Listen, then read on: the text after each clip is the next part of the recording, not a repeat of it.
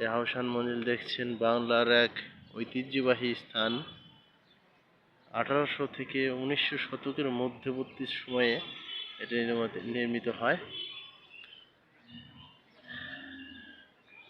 দেখুন, তবে এখনো বাহিরের কিছু সাইট যেগুলো নতুনভাবে রং করে সৌন্দর্যমণ্ডিত করা হয়েছে।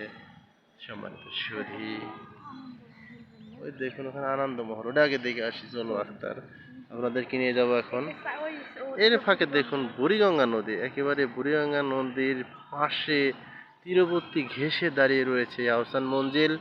বিভিন্ন ছবিতে আপনারা দেখেছেন, আজকে দেখুন বাস্তবে। সবাইকে অসংখ্য ধন্যবাদ।